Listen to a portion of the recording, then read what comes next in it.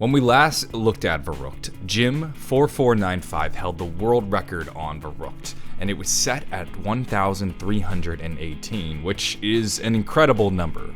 Shortly after that video went live, well, just my luck, that record goes on to get broken. And that begged the question, do I stop where I am in the order of covering maps for world records and go back and recover Verruckt, or do I continue marching down the line of zombie maps and world records, and then maybe eventually get back to Verruckt once I've done all the maps? Meanwhile, in this series of world record runs, How It's Done, I was about to enter Black Ops 2, but I had some plans in the works to make the series better and higher quality. To do so though, I needed a bit more time, and that's when I figured this would be the perfect time to go back and revisit Verruckt. Before I dive into it, if you will, what I'll call Season 2 of World Record Runs How It's Done, we're going to go back and look at Verruckt, which buys me a little bit of extra time to prepare for Season 2. Now with that said, I want to mention that this video is sponsored by the Ridge Wallet. The Ridge Wallet is a light, sleek, industrial wallet. I was in need of a new wallet and had picked up this cheap wallet from Amazon, and within 2 months, the fake leather was starting to peel away and it was all around just falling apart. I then discovered the Ridge Wallet, which is made from a solid metal construction. I got mine in an aluminum white, but they have over 30 colors and styles, including carbon fiber and burnt titanium. Unlike this shitty cheap wallet I bought from Amazon, the Ridge Wallet is never going to fall apart. It's also much smaller, sleeker, and fits into my pocket better. Traditional wallets like these are bulky and ugly, and I feel like they've been designed in the 90s. The Ridge Wallet is modern, sleek, and much better organized. It can hold up to 30 cards and has a clip for your cash. The durable material also means that each wallet comes with a lifetime warranty. You could buy this one wallet and carry it for the rest of your life. Get 10% off today with the free worldwide shipping and returns by going to ridge.com/JJ25. That's ridge.com/JJ25. Use the code JJ25 to get 10% off. The link is in the description. Thanks again to Ridge for sponsoring this video. Let's get back to Verruckt. I figure though, rather than just talk about Verruckt myself, let's talk to an actual expert. So joining me today, I was able to get on Slow Fiend 935, who was able to set the world record on Verruckt to reach an astonishing round 1,400. So Slow Fiend, thank you for joining me today on this video. Pleasure to be here, man. So you reached the world record on Verruckt. You did it about like a month ago or so. Mm-hmm. How did you do this? Sometimes when I see these rounds, I'm just like mind boggled. Like, how do you have the time and patience to sit down for 20 hours? I get a headache after playing for like 2 or 3 hours. Like, what keeps you motivated and focused during a game like this? Usually it would just be sheer will and determination, and then the challenge of Verruckt is what really kind of motivated me to get better at it. It's like there was like a lot of learning involved with like patterns and adapting to certain situations. When you're playing a game of Verruckt, what goes into the setup when you're getting started? Is it just you jump in, get your flamethrower, and start camping, or is there anything beforehand that you need to do to get ready?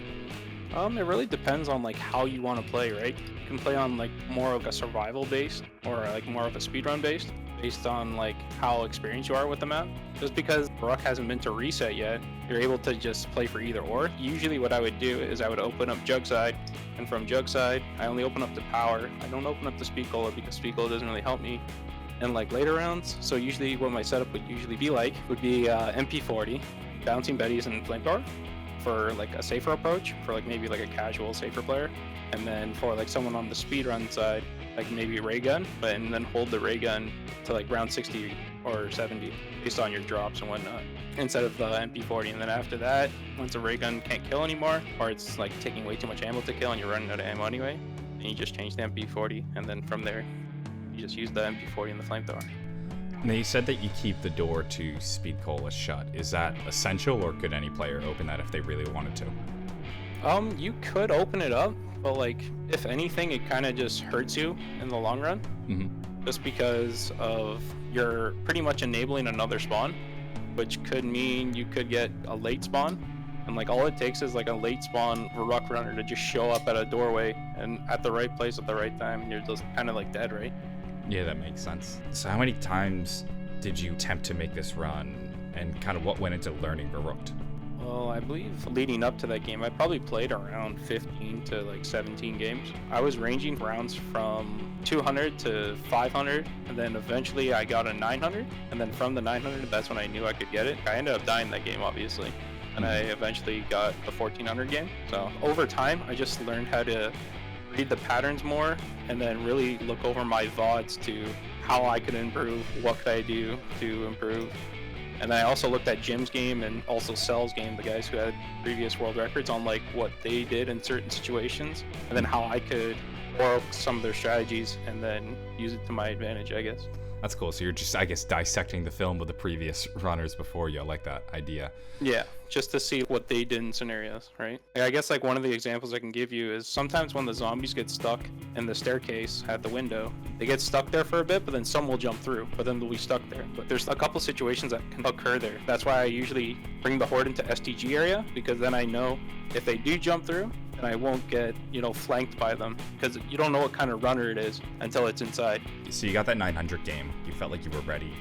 Was that like the first game after that 900 game, or were there a couple tries beforehand just to get the right game going? I believe there was a couple tries after that.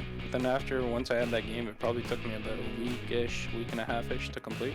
How do you feel during a game like that? Are you on edge a little bit, like, all right, let's not make any mistakes? Are you hyper-focused? Or is it like, okay, this is it, I can feel it?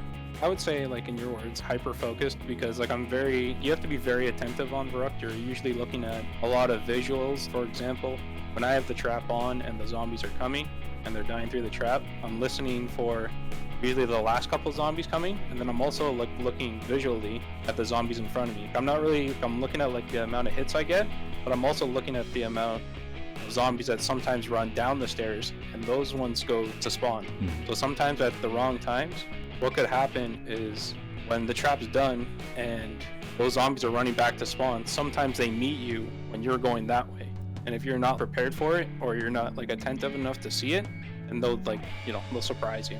And then from there you kind of have to either, adapt, or you'll end up going down.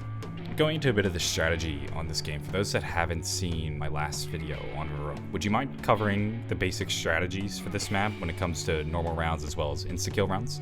Yeah, so for, I'll give you a scenario of like round 50.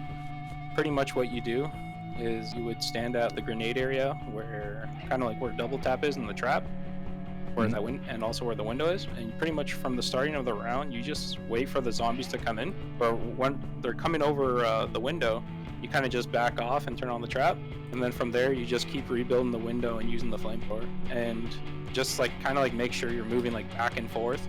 So you're always rebuilding the window, because sometimes when you just stand still, you don't rebuild. And then usually where I position myself on the window, I always position myself near the right side, which could be a little bit dangerous just because of how well the war zombies work, where they kind of like run through the trap and they'll sometimes hit you. It doesn't happen all the time, but it does happen. And like sometimes when you're getting a multi-hit from the zombies through the window, because usually like 3 of them are kind of reaching through sometimes, you kind of just have to play it safe from there. And then I stay on the right side, because if you stay on the left side and they sometimes breach through the window, even when it's rebuilding, because it's World at War, they'll sometimes end up trapping you, and you won't be able to get out of there once there's like 3 or 4 of them jumping over. And then when you have the zombies that are breaking through the window, you'll do then is, I guess, like kind of snake your way through that room and work your way to the STG room, right? Sometimes I do that. If the whole horde comes out through the window and they don't get stuck at the window, and I just kind of train them around the double tap area, kind of like how Jim did in his game. But if some of them get stuck, it doesn't matter if it's 1 or 2. If they get stuck there, I always bring them to STG just for safety. And then I'll just kill the horde there, and then if they're still stuck at the window, they either bleed out or they'll jump through eventually, and then I just finish off those ones with the flamethrower usually. And then the instas, that's just as basic as taking them out with your MP40 and your flamethrower, right? Yeah, usually what I do is I use like a clip of the MP40, and then by the time I use like a clip of the MP40, the zombies that are coming from the courtyard area will come up the stairs, and then they'll start trying to breach in, right?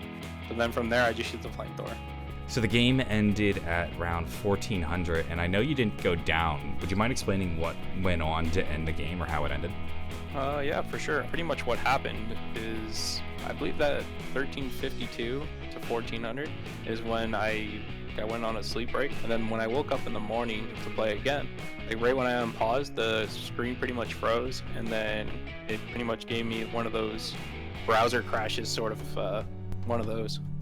And that's pretty much what happened. It pretty much went to like, World of War is not responding, and then it pretty much forced me to close the game. I just waited for like 20 minutes, but at that stage I'm pretty sure the game was gone. Yeah, that's heartbreaking. What did your stomach sink when you saw that happen?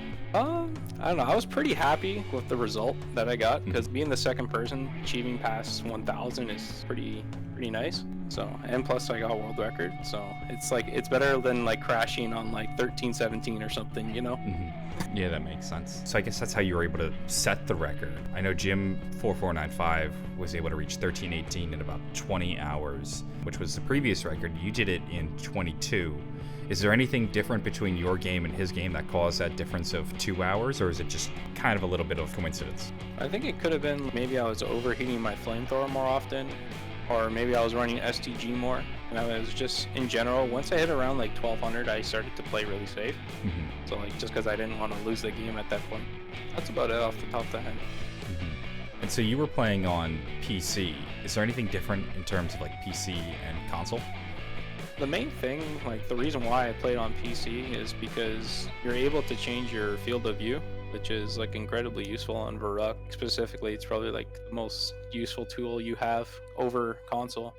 The reason why is because you can see more of a range. So like when you're jumping to see over a wall, you might be able to see all the way at the back of STG if you look carefully for a zombie. And then from there, you're able to adapt to the scenario that you're in when you're bringing up the horde out of the window. It seems as though like the real challenge is the regular rounds. And is there anything that makes like Verruckt particularly difficult?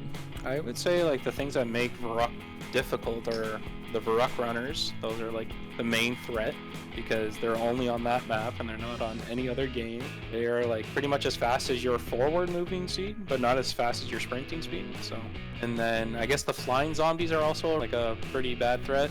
And pretty much how that occurs is when they get stuck and you're rebuilding the window and there's like a lot of them there, maybe you got like half the horde there. Sometimes what happens is when they're like crashing into each other and whatnot, and they're kind of like running into each other, you'll randomly see a zombie go flying into the air. And what happens from there is sometimes he either goes on the rooftop and he'll get stuck there, or he'll slowly float back down and he'll either go to spawn or he will go back up to the window area. So I kind of almost count them as late spawn, because eventually if I'm letting them in, he'll like randomly come down after and then slowly show up somewhere, right? And in a situation like that, I either bring the horde to STG and then kill them there while I wait for that zombie to show up somewhere, and then from there I just adapt. So I feel like not a lot of players really, at least the casual players, aren't even aware of the phenomenon of flying zombies. I know I wasn't originally. Is there anything else that like your casual zombie player wouldn't even know when it comes to Verruckt? The health regen is incredibly fast on Verruckt and Shino Numa. Sometimes when people think that they took 8 hits, or they took an extra 2 hits from like the 4 that they just took, it's because your health is regenning so fast that you're going right back up to full instead of just having the normal regen of what the actual game is. So that's kind of what the developers did, I guess, when they were testing out Jug, right? Because Verruckt is the first map that had Juggernaut and like the perks. And that's how Dupree was able to pull off probably one of like that insane clip you showed me when he was just somehow not dying. That fast health regen really came in handy there.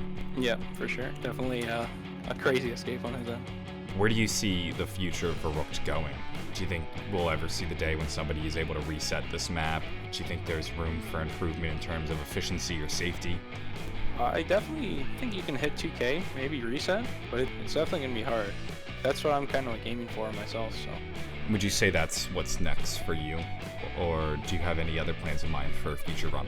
Yeah, that's definitely one of my future goals that I have. Like a couple other future goals that I have is trying to go for maybe knock world record, and then I also want to get 2-player Doris, because I have 3 and 4P, so I thought I would try to get 2P. Makes sense. So I guess pretty much most people are running that same exact strategy. Do you think there's any room to find new strategies, whether they'd be more efficient or safer, or is that pretty much as far as we're gonna go? Like, is there any room for exploration? Yeah, for sure. I think there's definitely ways you can play faster, and I've kind of been like experimenting with that. For example, what I used to do with my insta kills, if I got a drop, depends when you get them. Like if you get the insta kill like really early into the round, what I do now on my insta kill rounds, if I have like a double insta or a single insta, is I'll just turn on the trap and then I'll just kill whatever zombies are at the window, and then I slowly let the trap kill them all. There's definitely like room for like speed. You can definitely optimize it more, But on the side of like safety, it's more of the case maybe using the grenade trick. Like, so if you throw a grenade against the ground and it explodes and hits you, right? What happens with traps is you're able to just run through them without taking hit stun. You'll still take damage, but you won't take the hit stun, which is pretty nice, because it would have probably saved Jim's game, because that's kind of like how he died, right? He got like an early breach, and then from there, instead of jumping out, was probably scared to like, you know, die. So like I've been experimenting with that, and that's also another option I have as like an escape option. So I guess that answers pretty much all my questions on Verruckt. Where can people like find you on the internet? People can find me on Twitter at Fiend935 or on Twitch at Slow Fiend 935. Awesome. So we'll definitely have those in the description. I recommend you guys check out Slow Fiend's Twitch, check out his Twitter, be sure to follow him everywhere. And thank you again for helping me with this video and joining into the call. This has been really interesting. Sure, anytime, man. I hope that gave you guys a new insight into Verruckt. Not only what it takes to reach the high rounds, but the kind of things that go into a run like this. The things that only the players that have been there and done that know. The people who have reached rounds as high as the thousands and have played this map for hours and hours on end. There's definitely a lot you can learn by talking to some of the best players in the world, and I hope you guys enjoyed it. With that said, I want to once again thank Ridge for sponsoring this video. I'm gonna go. I hope you all have a wonderful day, and bye.